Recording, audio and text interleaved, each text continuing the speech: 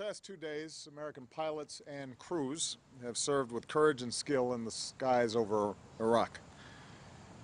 First, American forces have conducted targeted airstrikes against terrorist forces outside the city of Erbil to prevent them from advancing on the city and to protect our American diplomats and military personnel.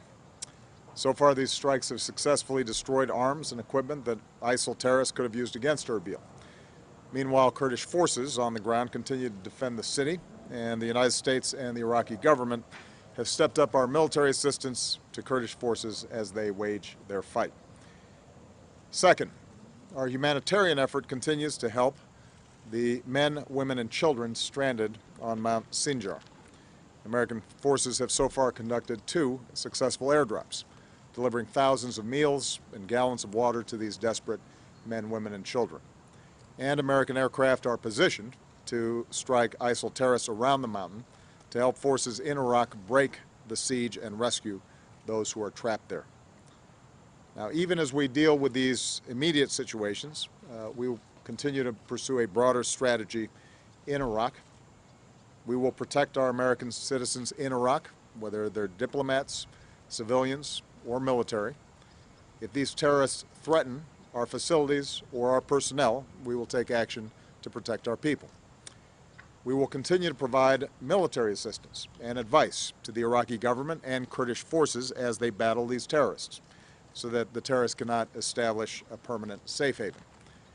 We will continue to work with the international community to deal with the growing humanitarian crisis in Iraq. Even as our attention is focused on preventing an act of genocide and helping the men and women and children on the mountain, countless Iraqis have been driven or fled from their homes, including many Christians. This morning I spoke with Prime Minister Cameron of the United Kingdom and President Hollande of France. I'm pleased that both leaders expressed their strong support for our actions and have agreed to join us in providing humanitarian assistance to Iraqi civilians who are suffering so much. Once again, America is proud to act alongside our closest friends and allies. More broadly, the United Nations in Iraq is working urgently to help respond to the needs of those Iraqis fleeing from areas under threat. The UN Security Council has called on the international community to do everything it can to provide food, water, and shelter. And in my calls with allies and partners around the world, I'll continue to urge them to join us in this humanitarian effort. Finally, we continue to call on Iraqis to come together and form the inclusive government that Iraq needs right now. Vice President Biden has been speaking to Iraqi leaders, and our team in Baghdad is in close touch with the Iraqi government. All Iraqi communities are ultimately threatened by these barbaric terrorists, and all Iraqi communities need to unite to defend their country. Just as we are focused on the situation in the north affecting Kurds and the Iraqi minorities, Sunni and Shia in different parts of Iraq have suffered mightily at the hands of ISIL. Once an inclusive government is in place, I'm confident it will be easier to mobilize all Iraqis against ISIL and to mobilize greater support from our friends and allies. Ultimately, only Iraqis can ensure the security and stability of Iraq.